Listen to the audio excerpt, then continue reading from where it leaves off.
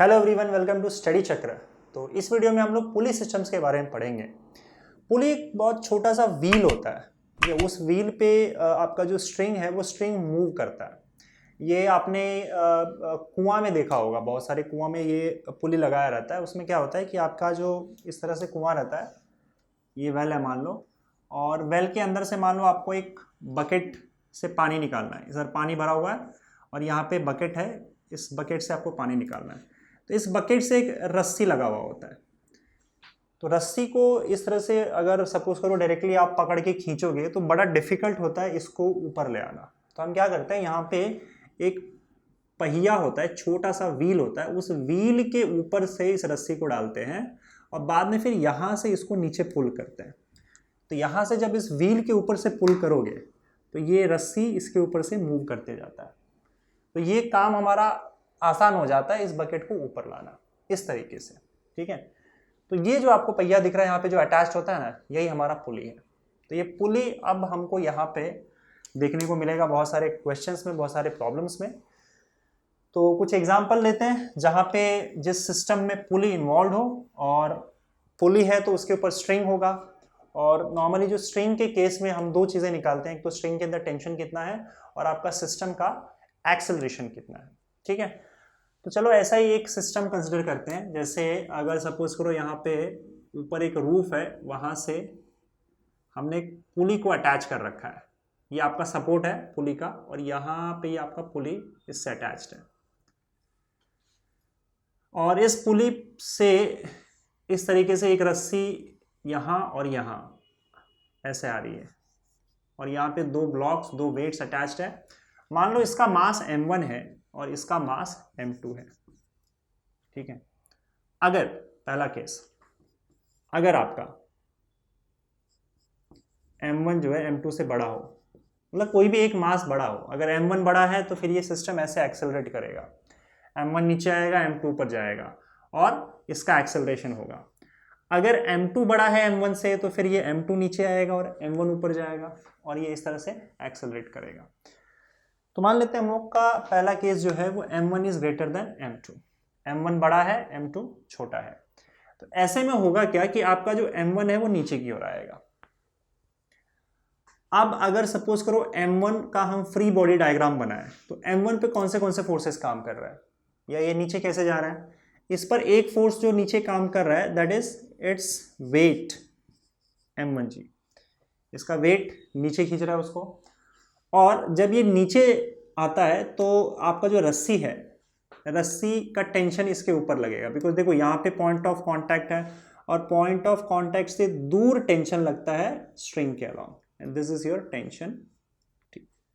ठीक है, उसी तरीके से अगर मैं यहाँ पे दूसरे मास की बात करूँ तो इस पर आपका एक फोर्स लग रहा है m2g, वेट नीचे की ओर, और अगेन टेंशन उसको ऊपर की ओर पुल करेगा यहाँ पे। और ये टेंशन दोनों बराबर होगा, अगर दोनों इक्वल होगा, अगर आपका जो ये पुली है, ये पुली अगर मासलेस हो, मासलेस एंड फ्रिक्शनलेस। और फिलहाल के लिए हम लोग जो पुली यहाँ पे कंसिडर करेंगे वो मासलेस होगा और फ्रिक्शनलेस होगा।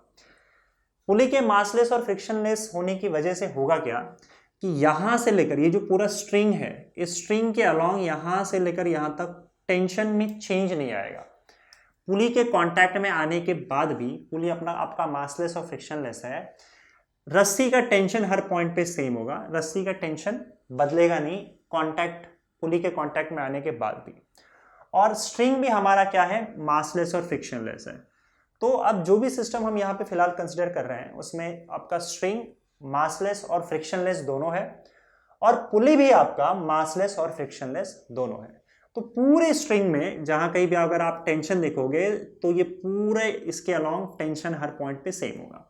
तो यहाँ पे भी टेंशन टी, यहाँ पे भी टेंशन टी। ठीक है, इस तरह का हमारा सिस्टम है। दूसरी बात ये कि देखो अगेन आपका पुली के साथ भी तो पॉइंट ऑफ कॉन्टैक्ट है यहाँ पे, मतलब आपका स्ट्रिंग जो है वो पुली के साथ भी कांटेक्ट में है, तो वो पुली पर भी टेंशन लगाएगा। और टेंशन क्योंकि हमेशा पुल करता है तो क्या होगा, ये इस साइड से पुली को इस डायरेक्शन में ऐसे पुल करेगा। अगेन टेंशन टी ही रहने वाला है, टेंशन चेंज नहीं होगा। और यहाँ से भी पुली का टेंशन टी यहाँ पे ऐड करेगा, ठीक है। हमको फिलहाल यहाँ पे एक्सेलरेशन निकालना है इन ब्लॉक्स का, ठीक है, और ये टेंशन टी कितना है ये निकालना है। दूसरी बात ये कि आपका जो स्ट्रिंग है वो स्ट्रिंग इनएक्सटेंसिबल है, ये भी हमको मानना पड़ेगा। इनएक्सटेंसिबल मतलब वो स्ट्रेच नहीं हो सकता, ठीक है, वो फैल नहीं सकता। इनएक्सटेंसिबल है इसका मतलब इसका देखो, ये इनएक्सटेंसिबल स्ट्रिंग से दोनों मास अटैच्ड है। तो मैंने बताया था कि अगर मास या वेट्स आपका इनएक्सटेंसिबल स्ट्रिंग से अटैच्ड हो तो पूरे सिस्टम का एक्सेलरेशन सेम होता है। मतलब इसका जो एक्सेलरेशन होगा नीचे के डायरेक्शन में, ये नीचे जिस एक्सेलरेशन से जाएगा आपका m2 उसी एक्सेलरेशन से ऊपर जाएगा। तो दोनों का एक्सेलरेशन बॉडी का सेम है। अब इतनी सारी चीजें समझने के बाद अब हम स्टार्ट करते हैं। हमारे पास फ्री बॉडी डायग्राम आ गया दोनों का, ठीक है। इसको अलग से भी बना सकता था, इसी में मैंने फोर्सेस दिखा दिए हैं वैसे। तो बात करते हैं ये m1 की। अब देखो ये जो ब्लॉक है आपका नीचे जा रहा है ए एक्सेलरेशन से, इसका मतलब डाउनवर्ड फोर्स जो है m1g वो t से ज्यादा है। तो यहां पे इस पर नेट फोर्स कितना काम करेगा बताओ। देखो नीचे की ओर m1g, ऊपर की ओर t, तो m1g में से t माइनस हो जाएगा और ये जो बचा हुआ फोर्स है वो नीचे लग रहा है। This is the net force acting on this body downward direction में, और वही फोर्स, ये बचा हुआ फोर्स इसके अंदर एक्सेलरेशन ए प्रोड्यूस कर रहा है। So this net force is equal to mass into acceleration for body 1। दूसरे बॉडी का एक्सेलरेशन ऊपर की ओर है, इसका मतलब t ज्यादा है और m2g कम है, तो इस पर नेट फोर्स जो होगा वो t माइनस m2g होगा, and that is equal to mass into acceleration. इन दोनों इक्वेशंस को अगर आप ऐड कर दो तो देखो t t कैंसिल हो जाएगा, तो यहाँ क्या बचेगा, m1g minus m2g is equal to m1 plus m2 into a. इन दोनों इक्वेशंस को ऐड कर दिया, इक्वेशन 1 इक्वेशन 2, तो यहां से आपको एक्सेलरेशन मिल जाएगा। Acceleration is equal to m1 minus m2 into g divided by m1 plus m2, ठीक। ना इसी एक्सेलरेशन का वैल्यू अगर सपोज करो आप उठा के इक्वेशन 1 में डाल दो तो आपको t मिल जाएगा। आई थिंक यस, इक्वेशन 1 में डालो या इक्वेशन 2 में डालो, आपको t मिल जाएगा। तो एक काम करते हैं, हम यहाँ पे इक्वेशन 2 में डालते हैं। यहाँ पे फ्रॉम 2, इक्वेशन 2 से देखो इसको यहाँ भेज दो तो t का वैल्यू क्या आ जाएगा बताओ, m2a plus m2g, m2a plus m2g। यहाँ पे m2 कॉमन ले लेते हैं तो आपका आ जाएगा m2a प्लस g। अब यहाँ पे क्या करो, a की जगह पे ये वैल्यू डाल दो, तो t का वैल्यू क्या आएगा देखो, t will be equal to m2, a क्या है m1 minus m2g,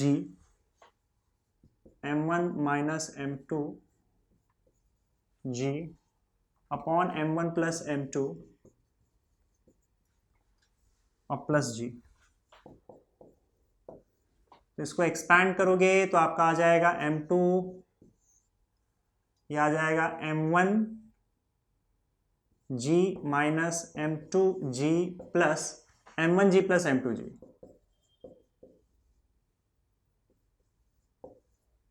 divided by m1 plus m2।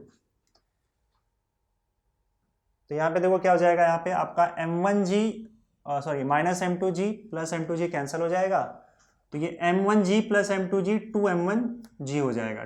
तो ये हो जाएगा आपका देखो m2 into m1g plus m1g will be 2m1g, so 2m1 m2g divided by m1 plus m2। ये आपका टेंशन आ गया। तो स्ट्रिंग के अंदर का टेंशन T और एक्सेलरेशन A, ठीक है, ये फिक्स होता है। बस अगर आप मास चेंज कर दोगे तो बस ये m1 m2 ये सब वेरी करेगा, बाकी आपका ये फॉर्मूला ही फिक्स्ड है कि अगर सपोज करो आपका एक पुली इस तरह से दोनों जगह पे एक एक मास अटैच्ड है, तो acceleration m1 minus m2g upon m1 plus m2g और tension 2m1 m2g upon m1 plus m2। इस तरह से आप एक्सेलरेशन और टेंशन को कैलकुलेट कर सकते हो। तो यहाँ पे मैं ये एक्सेलरेशन और टेंशन का वैल्यू लिख दे रहा हूँ। एक्सेलरेशन हमारा क्या आया, m1 minus m2g upon m1 plus m2, ये आपका एक्सेलरेशन। और टेंशन क्या आया, T is equal to 2m1m2g upon m1 plus m2। ठीक है, ओके। देखो एक्सेलरेशन एक और तरीके से निकाला जा सकता था। हमारा जो वो तरीका था कि आप इस दोनों बॉडी को एक ही सिस्टम मान लो, क्योंकि देखो दोनों का एक्सेलरेशन सेम है। तो जब बॉडीज का एक्सेलरेशन सेम होता है सिस्टम में, तो आप इसको एक ही बॉडी मान सकते हो। ठीक है, इसको एक ही बॉडी मान लो, m1 इधर और ये m2 है ना, m2 इधर और प्लस m1 इधर। तो इसको आपने एक ही बॉडी मान लिया जो कि स्ट्रिंग से अटैच्ड है। ठीक है, या आप ऐसा देख लो कि ये आपका m2 बॉडी है और ये m1 बॉडी है, दोनों स्ट्रिंग से अटैच्ड है ना, ये पूरे स्ट्रिंग से अटैच्ड है। तो इसको हमने एक ही बॉडी मान लिया और इस बॉडी पे आपका बाहर से कितना फोर्स लग रहा है, बाहर से कौन सा फोर्स लग रहा है, ये आपको चेक करना है। एक्सटर्नली फोर्स यहाँ पे दो ही लग रहा है, एक तो यहां लग रहा है वेट m1g और एक यहां लग रहा है m2g। ठीक है, तो यहां इसके बाहर एक फोर्स यहां पे लग रहा है जो m1 को खींच रहा है m1g से, और एक फोर्स यहां पे लग रहा है m2g, राइट। और बॉडी जा कहां रही है, m1g की तरफ। बॉडी का एक्सेलरेशन कहां हो रहा है, m1g की तरफ। इसका मतलब बॉडी पे नेट फोर्स कितना लग रहा है वो बताओ, m1g, और ये माइनस हो जाएगा माइनस m2g, है ना। बॉडी अगर यहाँ पे पूरा का पूरा सिस्टम आपका आगे जा रहा है, इसका मतलब m1g के डायरेक्शन में जा रहा है, इसका मतलब m1g फोर्स जो है वो m2g से ज्यादा है।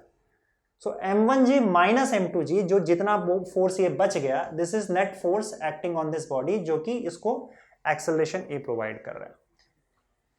ठीक है, अब बॉडी में आपका टोटल मास कितना है, बॉडी का टोटल मास क्या हो जाएगा, m1 प्लस m2।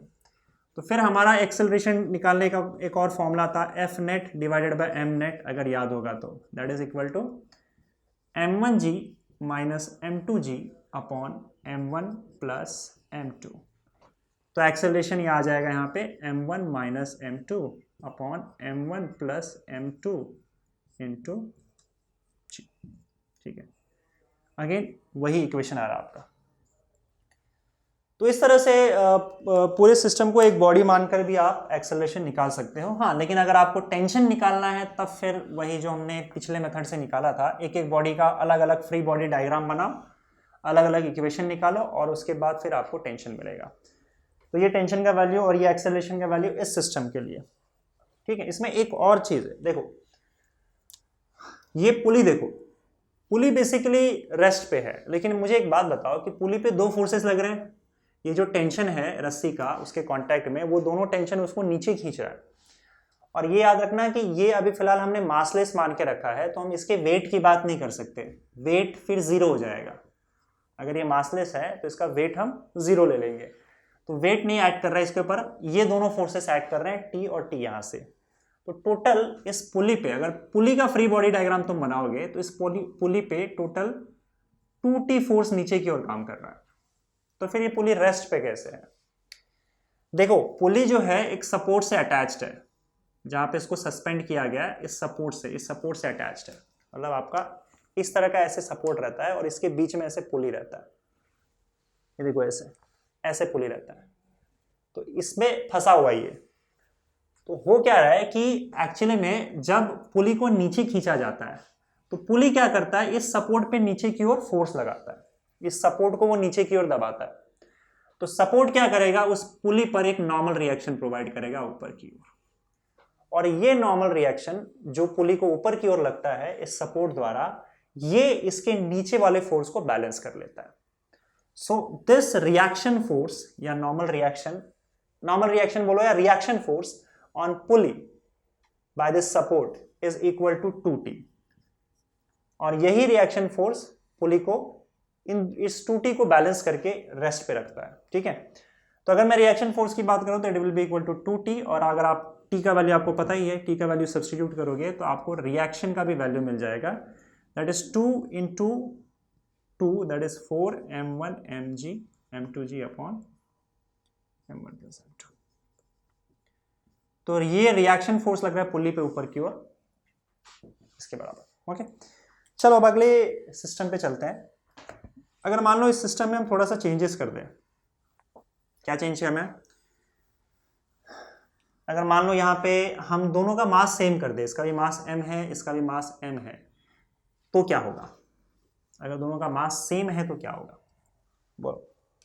इसका भी मास m, इसका भी मास m, ऑब्वियस सी बात है कि सिस्टम अब रेस्ट पे रहेगा, एक्सेलरेट नहीं करेगा, ठीक है, क्योंकि इस डायरेक्शन से आप जितना खींच रहे हो इस डायरेक्शन से भी उतना ही खींच रहे हो, तो सिस्टम आपका रेस्ट पे होगा, एक्सेलरेशन सीधा जीरो हो जाएगा। और टेंशन तो रहेगा ही ना, क्योंकि रस्सी को तो खींचा जा रहा है। टेंशन कैलकुलेट कर लेते हैं। देखो ये इसमें वेट mg लग रहा है, इस पर वेट mg लग रहा है, तो सीधी सी बात है कि ये बॉडी रेस्ट पे है, इसका मतलब upward force is equal to downward force, forces balanced होंगे ना, so T will be equal to mg, ये इस केस के लिए भी और इस केस के लिए भी, तो इतना टेंशन इस पर एक्ट कर रहा है, ठीक है। यहाँ पे अगेन देखो पुली रेस्ट पे है, तो पुली का रिएक्शन फोर्स हम कैलकुलेट कर सकते हैं, R is equal to 2T and that is equal to 2mg, that is reaction force. ये आपका सेकेंड केस हो गया, जहाँ पे दोनों अगर बॉडीज का मास सेम है तो बॉडी आपका इक्विलिब्रियम में होगा, रेस्ट पे होगा सिस्टम, ठीक है। चलो अगला केस ले लेते हैं। अगले केस में हम क्या करते हैं, एक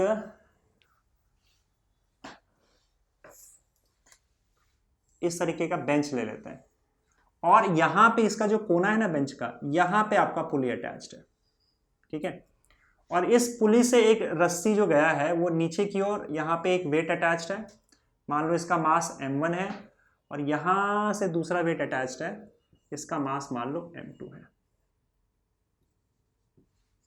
ठीक है। अब यहाँ पे देखो, या फिर इसको m1 मान लो, इसको m2 मान लो, जो भी है कोई प्रॉब्लम नहीं है। अब क्या होगा बताओ, ये सिस्टम आपका नीचे की ओर मूव करेगा, मतलब एक्सेलरेशन डाउनवर्ड डायरेक्शन में होगा, ये रहा आपका डाउनवर्ड डायरेक्शन में एक्सेलरेशन ये यहां मूव करेगा तो ये इस डायरेक्शन में मूव करेगा। अब इस पर फोर्सेस देखते हैं कौन से लग रहा है। अगर मैं m2 की बात करूं तो इसके फ्री बॉडी डायग्राम के हिसाब से एक फोर्स यहाँ पे उसको m2j जो नीचे लेके जा रहा है, और एक टेंशन ऊपर की ओर लग रहा है, ठीक है। दूसरी तरफ यहाँ पे तो एक ही फोर्स लग रहा है, टेंशन इस डायरेक्शन में। हाँ, यहाँ पे एक और चीज है कि इस ब्लॉक पे वेट m1g नीचे लग रहा है, लेकिन जब वेट m1g नीचे लगेगा तो ऑब्वियसली बात है, जब ये इस बेंच को नीचे दबाएगा तो बेंच उसको नॉर्मल रिएक्शन प्रोवाइड करेगी, और ये नॉर्मल रिएक्शन एक्चुअली में इसके वेट को बैलेंस कर लेता है, इसलिए बॉडी ऊपर नीचे नहीं जाती है, बॉडी सीधे आगे जा रही है, और सीधे आगे जा रही है तो वो कौन लेके जा रहा है, टेंशन इन द स्ट्रिंग। तो आपका अगर इसका मैं फ्री बॉडी डायग्राम देखो और इसमें इक्वेशन अप्लाई करूं तो क्या होगा, इन दोनों फोर्सेस को भूल जाओ, इन दोनों फोर्सेस ने, वर्टिकल फोर्सेस ने एक दूसरे को बैलेंस कर दिया, तो बचा क्या आपका, एक ही फोर्स बचा इसके ऊपर T जो उसको आगे लेके जा रही है। So this force is equal to mass into acceleration, ठीक है। अब इसकी बात करते हैं, नीचे जा रहा है इसका मतलब m2g टेंशन से ज्यादा होगा, तो net force on the block will be m2g minus T which is equal to m2 into a. Again इन दोनों इक्वेशंस को अगर आप ऐड कर दो तो T और T कैंसिल हो जाएगा, तो आपके पास बचेगा m2g is equal to m1 plus m2 into a. हमने इन दोनों इक्वेशंस को ऐड कर दिया, तो अब आपको यहाँ से एक्सेलरेशन मिल जाएगा, ठीक है। एक्सेलरेशन का वैल्यू क्या आएगा बताओ, m2 upon m1 plus m2 into जी, ये रहा आपका एक्सेलरेशन, ओके। एक्सेलरेशन मिल गया। अब हम बात करेंगे टेंशन की। इस एक्सेलरेशन का वैल्यू अगर इक्वेशन 1 में डाल दो तो आपको टेंशन मिल जाएगा। So tension in 1 will be equal to m1 into a, तो m1 इंटू ए आ जाएगा m1 m2 upon m1 plus, तो इतना टेंशन इसके अंदर है, ठीक है, क्लियर। तो यहाँ पे ये एक्सेलरेशन यहाँ पे लिख दिया मैंने, और इसके अंदर जो टेंशन है ये हम लोग को मिला m1 m2g upon m1 plus m2g। और देखो अब यहाँ पे अगर मैं पुली की बात करूँ तो रस्सी पुली को भी यहाँ पे खींच रहा है, टेंशन T लगा रहा है, यहाँ पॉइंट ऑफ कॉन्टैक्ट है, और यहाँ पे भी नीचे की ओर टेंशन T लगा रहा है, ठीक है। अब ये दोनों टेंशन कहाँ पे लग रहा है, पुली को लग रहा है, और पुली को ये टेंशन ऐसे खींच रहा है और ऐसे दबा रहा है। तो अगर सपोज करो मैं पुली की बात करूं तो पुली पे टोटल कितना फोर्स लग रहा है बताओ। पुली पे टेंशन T इस डायरेक्शन में और ये टेंशन T इस डायरेक्शन में। तो अगर मैं आपसे पूछूं कि टोटल कितना फोर्स पुली पे लग रहा है तो कैसे कैलकुलेट करोगे। सी अगर दो फोर्सेस अगर परपेंडिकुलर हो तो फिर टोटल फोर्सेस हम कैसे कैलकुलेट करते हैं। फोर्स एक वेक्टर क्वांटिटी है तो इन दोनों फोर्सेस को हम वेक्टर के हिसाब से ऐड करेंगे। ठीक है, अब देखो अगर सपोज करो एक फोर्स F1 यहाँ पे लग रहा है, दूसरा फोर्स F2 यहाँ पे लग रहा है, तो इसका रिजल्टेंट फोर्स कैसे आता है। ये आपका रिजल्टेंट फोर्स है।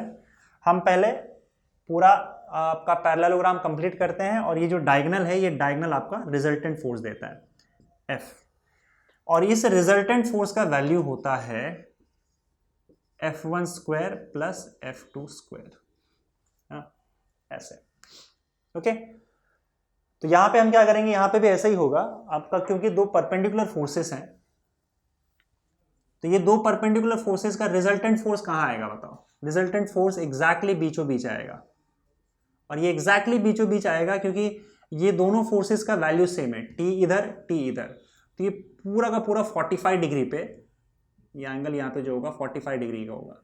45 डिग्री पे नेट फोर्स यहाँ पे लगेगा इस डायरेक्शन में। और ये नेट फोर्स कैसे कैलकुलेट करेंगे बताओ, अभी बताया था, इस फोर्स का स्क्वायर प्लस इस फोर्स का square, that is equal to √2t आ जाएगा। तो टोटल √2t फोर्स इसको बीचों बीच यहां पे लग रहा है पुली पे, मतलब इन दोनों फोर्सेस को ऐड कर दिया, दोनों टेंशंस को ऐड करोगे तो टोटल √2t एग्जैक्टली बीचों बीच लगेगा। तो अब इनको भूल जाओ और यहां ऐसे समझो कि ये जो आपका पुली है, इस पुली पर इस डायरेक्शन में, मतलब ये जो हॉरिजॉन्टल है इससे 45 डिग्री पे टोटल 2t फोर्स लग रहा है, √2t। इस डायरेक्शन में √2t फोर्स लग रहा है। तो जब ये √2t फोर्स पुली पे लगता है तो पुली इस फोर्स के वजह से क्या करता है, अपने इस सपोर्ट को फिर दबा रहा है। और जब सपोर्ट को दबाएगा तो सपोर्ट क्या करेगा, जितने फोर्स से पुली इसको दबा रहा है उतना ही रिएक्शन फोर्स पुली को मिलेगा ऊपर की ओर इस सपोर्ट द्वारा। तो ये रिएक्शन फोर्स इस √2t को बैलेंस करता है, इसलिए पुली रेस्ट पे होता है। So this time in this case your reaction force is equal to √2t। ठीक है, और t के वैल्यू आप यहां से ले सकते हो। तो आपका रिएक्शन फोर्स का वैल्यू आ गया √2 m1 m2g upon m1 plus m2। ठीक है, क्लियर है। ओके, इस एग्जांपल में देखो अब यहाँ पे दो पुलिस अटैच्ड है, बीच में एक मास रखा हुआ है, एक मास यहाँ पे है और एक मास यहाँ पे है। ठीक है, इसका मास m1 है और इसका मास आपका m2 है। तो हम यहाँ पे ये मान के चलते हैं your m1 is greater then m2। तो अगर m1 बड़ा होगा और m2 छोटा होगा तो आपका सिस्टम इस तरीके से एक्सेलरेट करेगा इस डायरेक्शन में, यहाँ पे ऐसा पूरा सिस्टम यहाँ एक्सेलरेट करेगा। ठीक है, तो अब वही फोर्सेस की बात करते हैं, कहाँ पे कौन सा फोर्स लग रहा है, एक्सेलरेशन और टेंशन निकालेंगे। पहले देखते हैं कि टेंशन कहाँ और कितना लग रहा है। पहले अगर मैं इस ब्लॉक की बात करूँ, इस मास की बात करूँ, तो इस पर वेट नीचे एक्ट कर रहा है, टेंशन T ऊपर एक्ट करेगा, इसको T1 मान लेते हैं। ये टेंशन यहां तक सेम रहेगा इस ब्लॉक तक, क्योंकि इसके बीच में कोई दूसरा मास नहीं आ रहा है। अब अगर मैं इस ब्लॉक की बात करूं तो इस पर एक टेंशन यहां पे लगेगा which is nothing but T1, क्योंकि ये पूरे स्ट्रिंग में टेंशन सेम होगा। उसके बाद क्या होगा, देखो यहां पे भी टेंशन ऐड करेगा away from the point of contact इस डायरेक्शन में T2, लेकिन अब टेंशन बदल जाएगा क्योंकि बीच में मास आ रहा है, बीच में मास आ गया, टेंशन बदल गया। अब फिर से ये टेंशन पूरे स्ट्रिंग में सेम होगा और इस ब्लॉक को जो ऊपर टेंशन खींचा जा रहा है दैट इज T2 और इसको नीचे M2G से खींचा जा रहा है। ठीक है, इस तरह के सारे फोर्सेस इस पर एक्ट कर रहे हैं। दो फोर्सेस और एक्ट कर रहे हैं, जैसे कि इसका मास मान लो m है, इसका जो मास है वो कैपिटल M है, m1 is greater then m2, इसका मास कैपिटल M है, तो इसका वेट नीचे की ओर एक्ट करेगा और नॉर्मल रिएक्शन ऊपर की ओर एक्ट करेगा। अगेन ये नॉर्मल रिएक्शन इसके वेट को बैलेंस कर लेगा। तो ये फोर्स तुम फिर से भूल सकते हो। और इसका भी एक्सेलरेशन आगे की ओर, इसका एक्सेलरेशन नीचे की ओर, और ये सिस्टम ऐसे जा रहा है तो इसका एक्सेलरेशन ऊपर की ओर। स्ट्रिंग्स इनएक्सटेंसिबल है तो पूरे के पूरे सिस्टम का एक्सेलरेशन सेम होगा, हर बॉडी का एक्सेलरेशन सेम होगा, ए आगे की ओर। ठीक है, अब चलो टेंशन कैलकुलेट करने की बात करते हैं। तो पहले यहाँ पे इसका फ्री बॉडी डायग्राम यहाँ पे दिख रहा है हमको, इसमें m1g नीचे आएगा, t1 ऊपर लग रहा है, m1g नीचे लग रहा है, और एक्सेलरेशन डाउनवर्ड डायरेक्शन में है, इसका मतलब m1g minus t1 is equal to m1a। ये पहला इक्वेशन बनेगा। इस केस में बताओ क्या होगा, हॉरिजॉन्टल डायरेक्शन में एक्सेलरेशन हो रहा है तो t1 आगे लग रहा है, t2 पीछे लग रहा है, लेकिन इसका एक्सेलरेशन आगे है, इसका मतलब t1 बड़ा है। So t1 minus t2 will be equal to m into a। इसका मास m है, कैपिटल M। और इस चीज का क्या होगा बताओ, m2g नीचे लग रहा है, t2 ऊपर लग रहा है, एक्सेलरेशन ऊपर की ओर है, इसीलिए t2 minus m2g is equal to m2a। अब तीनों इक्वेशंस को ऐड कर दो तो आपको एक्सेलरेशन मिल जाएगा। तो यहाँ पे देखो, अगर तीनों को ऐड करोगे तो minus t1 plus t1 cancel, minus t2 plus t2 cancel, बचेगा सिर्फ यही दो टर्म m1g माइनस m2g। तो आपका इक्वेशन बनेगा m1g minus m2g is equal to, इन तीनों को ऐड करोगे, एक कॉमन ले लो तो क्या आ जाएगा बताओ ब्रैकेट में, m1 plus m2 plus m, right. और कुछ नहीं है ना, नहीं, ठीक है। तो आपका एक्सेलरेशन आ जाएगा m1g minus m2g upon m1 plus m2 plus m। So acceleration is equal to m1 minus m2, g common ले लो, divided by m1 plus m2 plus, ये आपका एक्सेलरेशन इसमें प्रोड्यूस होगा। और अब आपको टेंशन कैलकुलेट करना है, तो टेंशन T1 और T2 कैलकुलेट करना है, राइट। तो यहां पे इसमें टेंशन T1 है और इसमें टेंशन T2 है। कैसे कैलकुलेट करोगे, इस एक्सेलरेशन का वैल्यू आप उठा के इक्वेशन, इसमें थर्ड इक्वेशन में डाल दो, इक्वेशन 1, इक्वेशन 2, इक्वेशन 3। थर्ड में डालो या फर्स्ट में डालो, अगर फर्स्ट में डालोगे तो आपको T1 मिल जाएगा, और सेकेंड में थर्ड में डालोगे तो आपको T2 मिल जाएगा, है ना। इधर T2 है, इधर T1 है। इक्वेशन 1 में a का वैल्यू डाल दो यहां से और उसको सॉल्व करो तो आपको T1 मिल जाएगा। यही a का वैल्यू अगर आप इक्वेशन 3 में डाल देते हो और इसको सॉल्व करते हो T2 के लिए तो आपको यहाँ पे T2 भी मिल जाएगा। ये आप खुद ही कर सकते हो, ओके। अगला एग्जाम्पल देखते हैं एक इंक्लाइंड प्लेन का। एक अगर मान लो इंक्लाइंड प्लेन है, ढलान है, इस पे दो ऑब्जेक्ट्स हैं, यहाँ पे मास m1, यहाँ पे मास इसका m2, और ये पुली से स्ट्रिंग इस तरह से अटैच्ड है। तो ये सिस्टम m1 जो है आपका, मान लो ये नीचे जा रहा है, सिस्टम आपका एक्सेलरेशन सिस्टम का ऐसे हो रहा है, मतलब m1 नीचे जा रहा है और m2 ऊपर जा रहा है। तो अब इसका एक्सेलरेशन ऊपर की ओर a और इसका एक्सेलरेशन डाउनवर्ड डायरेक्शन में a होगा। अगर मैं फोर्सेस की बात करूं तो m1 पे कौन से फोर्सेस लग रहे हैं बताओ। एक तो वेट इसका नीचे की ओर एक्ट कर रहा है m1g, और टेंशन T ऊपर की ओर एक्ट करेगा, ठीक है। यहाँ पे भी देखो टेंशन T इस डायरेक्शन में एक्ट करेगा, और क्योंकि यहाँ पे कोई मास अटैच नहीं है तो पूरे स्ट्रिंग के अंदर टेंशन सेम होगा, तो इस पॉइंट पे भी टेंशन T, इस पॉइंट पे भी टेंशन T, ठीक है।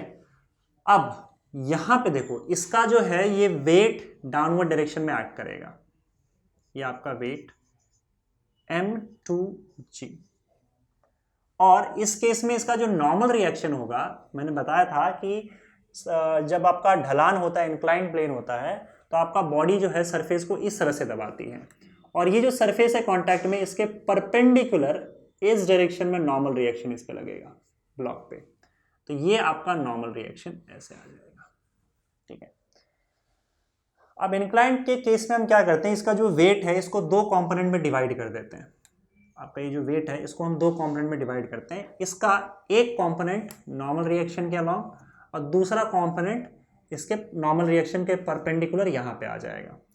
तो अगर मैं इसको दो कंपोनेंट में डिवाइड करूँ तो मेरा एक्सिस मैं चूज करता हूँ। देखो कंपोनेंट में डिवाइड कैसे करते हैं फोर्स, किसी भी वेक्टर को। आपका ये वेक्टर है मान लो r, इसको आपको दो कंपोनेंट में डिवाइड करना है, तो क्या करो, पहले एक्सिस चूज करो। इस पॉइंट पे एक अगर मैं सपोज करो y एक्सिस बना रहा हूँ और x एक्सिस बना रहा हूँ ऐसे, तो ये आ गया आपका, मान लो x एक्सिस के साथ ये एंगल थीटा बना रहा है। अब कंपोनेंट कैसे ड्रॉ करना है, इसके टिप से एक परपेंडिकुलर एक्स एक्सिस पे, और ओरिजिन से आप एक वेक्टर ड्रॉ कर दो, ये आपका इसका एक्स कंपोनेंट हो गया, और टिप से वाई एक्सिस पे परपेंडिकुलर, ये इसका वाई कंपोनेंट आर वाई हो गया। नाउ एक्स कंपोनेंट का वैल्यू होता है आर साइन थीटा, ये सब मैं वेक्टर्स में करा चुका हूं, sorry R cos theta, sorry theta के साथ जो लगा है कॉस थीटा, और थीटा से अलग जो वेक्टर है कंपोनेंट है वो आर साइन थीटा हो जाएगा। ठीक है, यहां पे हम एक्सिस देखो कैसे चूज कर रहे हैं, नॉर्मल के डायरेक्शन में हमको इसका एक कंपोनेंट चाहिए, तो नॉर्मल के लाइन में हम एक एक्सिस चूज कर लेंगे, मान लो ये हमारा वाई एक्सिस है, और इसके परपेंडिकुलर यहां पे आपका इसका एक्स एक्सिस हो जाएगा। ठीक है, एक्स एक्सिस वाई एक्सिस। अब इसके टिप से एक परपेंडिकुलर ड्रॉ करो, यहां पे ये कंपोनेंट मिल जाएगा, और इसकी ज्योमेट्री से ये एंगल थीटा है तो ये एंगल भी आपका थीटा होगा, ये तुम ढूंढ सकते हो। ठीक है, कैसे आएगा देख लेना। देखो एक्चुअली में ये एंगल थीटा है, तो अगर मैं एक लाइन यहां पे ड्रॉ करूं, या फिर ऐसा समझ लो कि ये इसको मैं एक्सटेंड कर देता हूं ऐसे और ऐसे, तो ये एंगल आपका थीटा हो जाएगा, ये थीटा करस्पॉन्डिंग एंगल्स, तो यहां से ये नीचे परपेंडिकुलर आ रहा है, तो ये आपका 90 माइनस थीटा होगा। अगर ये 90 माइनस थीटा है, सॉरी ये 90 डिग्री है, सॉरी ये 90 डिग्री है, अगर ये 90 डिग्री है तो ये एंगल आपका 90 माइनस थीटा हो जाएगा। समझ रहे हो, ये दिख रहा है ना, ये सीधा परपेंडिकुलर नीचे ड्रॉ किया है, ये इसके परपेंडिकुलर ऐसे हैं, वेट जो सीधे नीचे आ रहा है ना, तो ये 90 डिग्री, ये थीटा, तो ये 90 माइनस थीटा, तो अब क्योंकि ये नॉर्मल परपेंडिकुलर होता है सरफेस के, तो ये पूरा 90 डिग्री है, तो अगर ये पूरा 90 डिग्री है तो ये 90 माइनस थीटा, तो ये थीटा हो जाएगा। ठीक है, अब इसको हटा देता हूं मैं, इसको ड्रॉ करने की वैसे जरूरत नहीं थी, ये हटा दो। तो ये आपका एक्स एक्सिस और ये आपका वाई एक्सिस हमने चूज किया, क्योंकि इसके अलॉन्ग हमको क्या करना है, इस वेट के दो कंपोनेंट्स निकालने हैं वाई एक्सिस के अलॉन्ग। अब देखो ये कंपोनेंट जो है वो थीटा के साथ लगा है, तो थीटा के साथ लगा हुआ कंपोनेंट में कॉस थीटा आता है, तो ये आपका आ जाएगा mg कॉस थीटा, और यहां पे इस टिप से एक परपेंडिकुलर हमको वाई एक्सिस पे भी ड्रॉ, एक्स एक्सिस पे भी ड्रॉ करना है, तो ये आ गया आपका दूसरा component, and this is your sine theta, यहां पे साइन थीटा आएगा mg sine theta, sine theta आ रहा है ना वाई कंपोनेंट के साथ। तो इस तरीके से हमने ये परपेंडिकुलर, चलो ठीक है ऐसे ड्रॉ करना है, अब इसको हटा दो, और अब तुम इस m2g को भूल जाओ, क्योंकि m2g को ऑलरेडी तुमने दो कंपोनेंट में डिवाइड कर रखा है। ठीक है, एक mg cos थीटा यहाँ पे, अच्छा ये m2g आएगा, नॉट mg, m2g, और यहाँ पे भी ये m2g होगा। तो अब इस m2g को भूल जाओ, क्योंकि आपने उसको दो कंपोनेंट में डिवाइड कर दिया, m2g cos थीटा और m2g sin थीटा। अब ये दो फोर्सेस है, तो इसको अगर मैं अच्छे से क्लियरली और बनाऊं यहाँ पे, तो आपका इसका फ्री बॉडी डायग्राम हम लोग अलग से बना लेते हैं। किसका, इस ऑब्जेक्ट का, इस ऑब्जेक्ट को मैं यहाँ पे रिप्रेजेंट कर रहा हूं, तो इस पे अब कौन से फोर्सेस लग रहे हैं, नॉर्मल रिएक्शन ऐसे लग रहा है, ये आपका सरफेस है। ठीक है, और इसी डायरेक्शन में पीछे की ओर आपका m2g cos थीटा लग रहा है, और नीचे की ओर इसके अलॉन्ग ढलान के अलॉन्ग, आपके इंक्लाइन प्लेन के अलॉन्ग क्या लग रहा है, m2g sin थीटा। ठीक है, अब सुनो, आपका ये जो बॉडी है वो इस तरह से ऊपर नीचे तो जा नहीं रहा है, ये मोशन तो हो नहीं रहा उसका, ये normal reaction m2g cos theta को बैलेंस कर लेता है, so your normal reaction is equal to m2g cos theta. तो ये फोर्सेस दोनों आप भूल जाओ, क्योंकि ये दोनों फोर्सेस बैलेंस हो चुके हैं। तो इस बॉडी पे बचा कौन सा, एक ही फोर्स बचा, that is m2g sin theta, और ये m2g sin थीटा इसको नीचे ले जाएगा। ठीक है, या नीचे की ओर ये m2g sin थीटा इस पे फोर्स लग रहा है। तो अब यहाँ पे m2g sin थीटा नीचे लग रहा है, हाँ एक और फोर्स लग रहा है उसको इस डायरेक्शन में, दैट इज t। तो अगर मैं इस बॉडी की बात करूं, इस बॉडी की फ्री डायग्राम की बात करूं, तो क्योंकि ये n और m2g cos थीटा बैलेंस हो चुके हैं, तो अब दो ही फोर्स बचा है, m2g sin थीटा यहाँ पे, t ऊपर। ठीक है, चलो अब इक्वेशन लिखना शुरू कर देते हैं। तो क्योंकि इसका एक्सेलरेशन मैंने बताया था इस डायरेक्शन में हो रहा है, ये नीचे की ओर आ रहा है, ये ऊपर की ओर जा रहा है, तो इसका मतलब t ज्यादा है और m2g sin थीटा कम है, और नेट फोर्स इस पर लगेगा t minus m2g sin theta. Okay, t minus m2g sin theta, that will be equal to mass into acceleration. ये इस बॉडी का हो गया। ठीक है, इस बॉडी की बात करें तो वेट m1g नीचे लग रहा है, t ऊपर लग रहा है, एक्सेलरेशन डाउनवर्ड हो रहा है, तो m1g minus t will be equal to m1 into. दोनों को ऐड कर दो तो t कैंसिल हो जाएगा, तो ये होगा आपका m1g minus m2g sine theta which is equal to m1 plus m2 into a। तो यहां से आपको एक्सेलरेशन a मिल जाएगा m1g minus m2g sine theta upon m1 plus m2।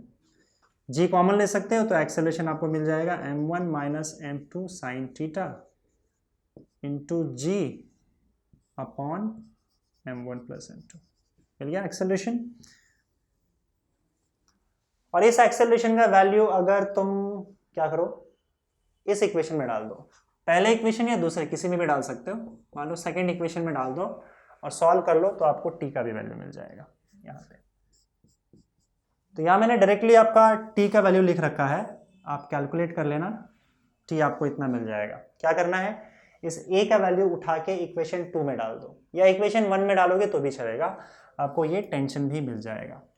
तो इस केस में भी हम लोगों ने टेंशन और इसका एक्सेलरेशन ढूंढ लिया। ठीक है, ओके, चलो अगला केस देखते हैं। यहाँ पे देखो, यहाँ पे दोनों तरफ इंक्लाइंड प्लेन है, एक मास यहाँ रखा है, एक मास यहाँ पे रखा हुआ है, इस तरह से पुली के ऊपर स्ट्रिंग लगा रखा है, और यहाँ पे अब यहाँ पे मान लो कि ये जो मास है ये नीचे की ओर जा रहा है और ये ऊपर की ओर जा रहा है, मतलब इसका एक्सेलरेशन डाउनवर्ड डायरेक्शन में है और इसका एक्सेलरेशन अपवर्ड डायरेक्शन में है। अगेन एक्सेलरेशन और टेंशन ढूंढना है, तो अगर मैं इसकी बात करूँ तो इस पर कौन से फोर्स लग रहे हैं बताओ। देखो, ये θ1 है और ये θ2 है, तो बात करते पहले इसकी, इस पे कौन से फोर्सेस लग रहे हैं। एक तो भाई इसका वेट दैट इज m2g नीचे लग रहा है,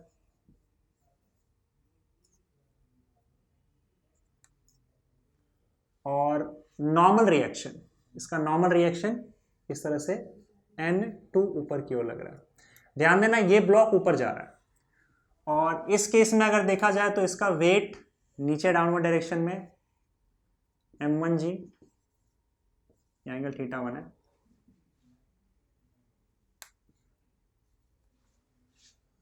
और इसका भी नॉर्मल रिएक्शन इस तरह से ऊपर जाएगा, एंड दिस इज n1।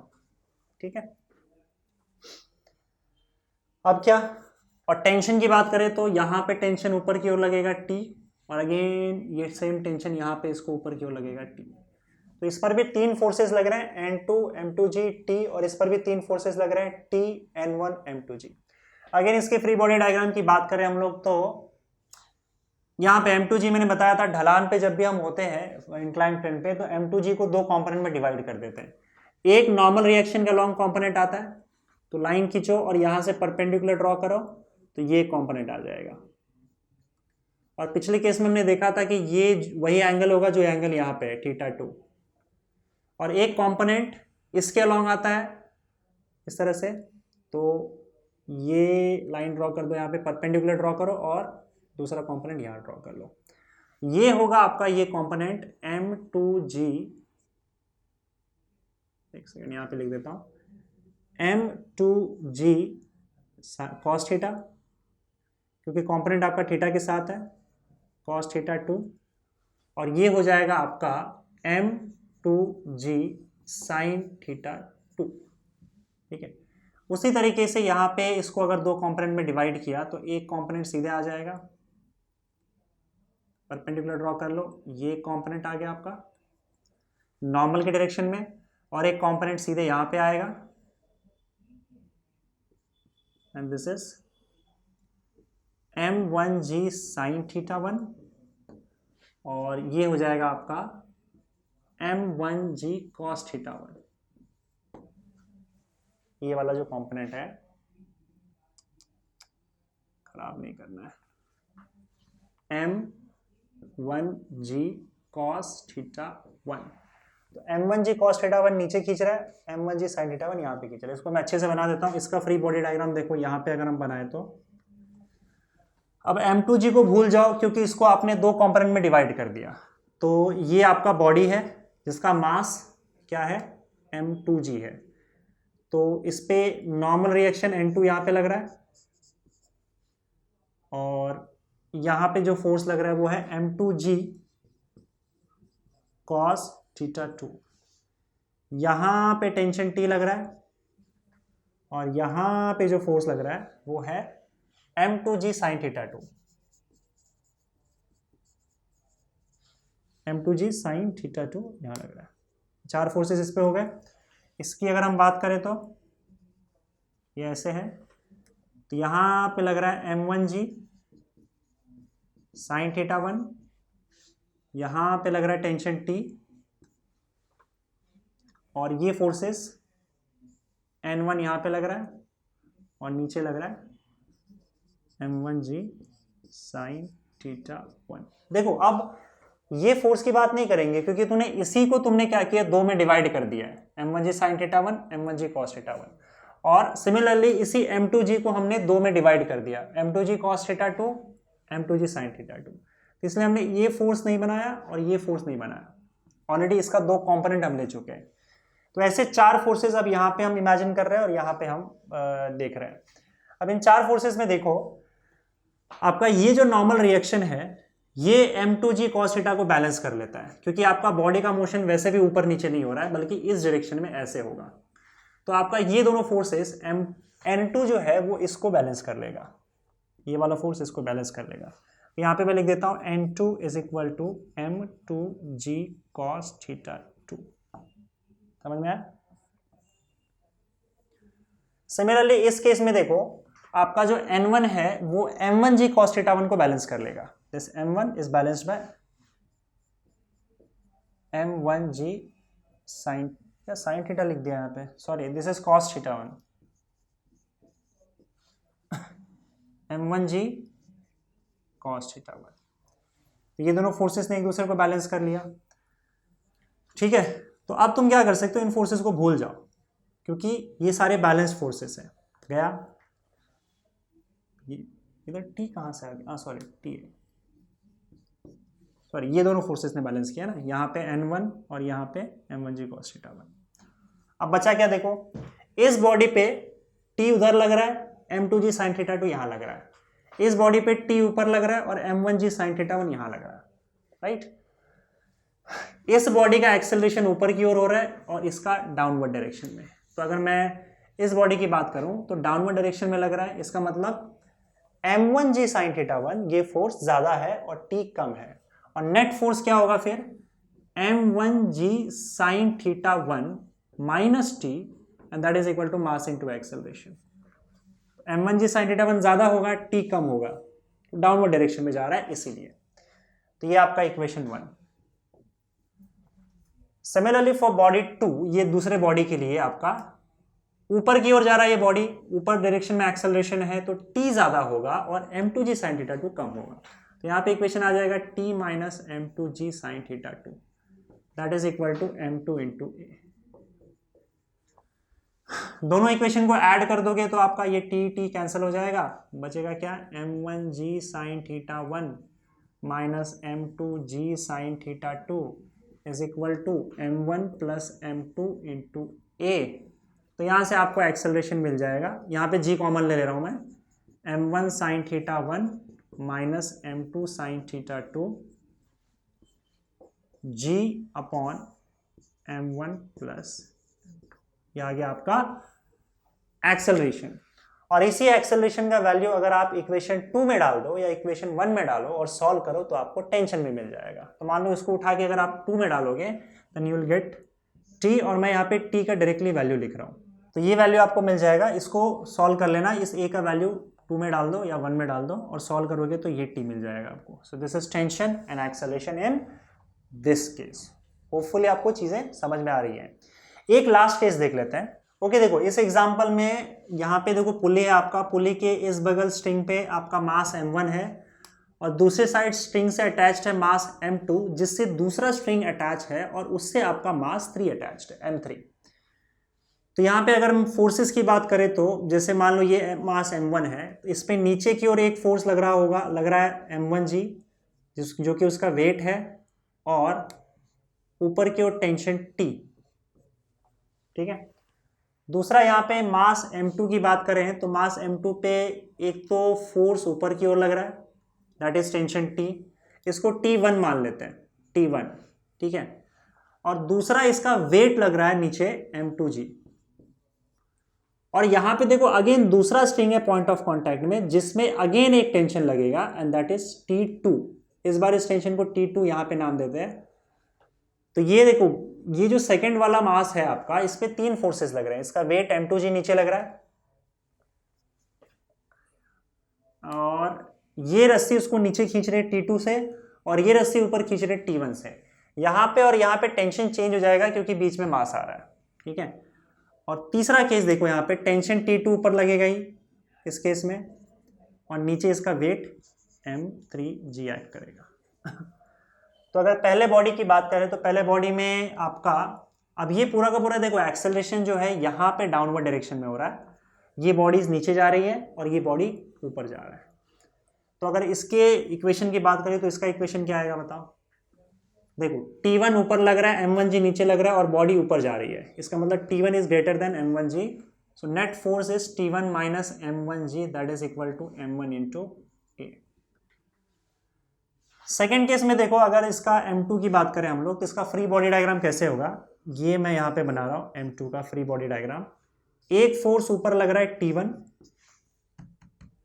और नीचे देखो 2 फोर्स लग रहा है, T2 भी लग रहा है और m2g भी लग रहा है, सो T2 प्लस m2g।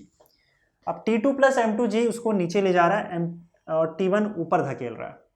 अब क्योंकि बॉडी नीचे की ओर एक्सेलरेट कर रही है, मतलब ये फोर्स ज्यादा होगा और ये कम होगा, और net force will be this minus T1, so T2 plus m2g minus T1 will be your net force acting on second body and that is equal to m2a। Second body का काम हो गया। थर्ड बॉडी में एक force T2 ऊपर लग रहा है, m3g नीचे लग रहा है और बॉडी नीचे जा रही है, तो m3g minus T2 is equal to m3 into a। Acceleration निकालना है तो तीनों को ऐड कर दो और उसके बाद एक्सेलरेशन का वैल्यू जब इनमें डालोगे तो T1 T2 भी मिल जाएगा। क्लियर है ना। ऐड करोगे तो T1 यहां से T1 minus T1 T2 minus T2 cancel out हो जाएगा और ये तीनों ऐड हो जाएंगे, m1 plus m2 plus m3 into g is equal to, यहां पे क्या हो जाएगा m1 प्लस सॉरी यहाँ पे माइनस m1 है, this is minus m1 minus m1 plus m2 plus m3g common ले लिया is equal to m1 plus m2 plus m3 into a। तो यहाँ पे आप इसको लिख सकते हो, इसको देखो यहाँ पे मैं क्या लिख दे रहा हूँ, m2 plus m3 minus m1 into g is equal to m1 plus m2 plus m3 into a। तो आपको यहाँ पे एक्सेलरेशन मिल जाएगा m2 plus m3 minus m1 into g divided by m1 plus m2 plus m3, this is your acceleration. इस acceleration का value अगर आप उठा के इक्वेशन 1 में डालो तो आपको T1 मिल जाएगा।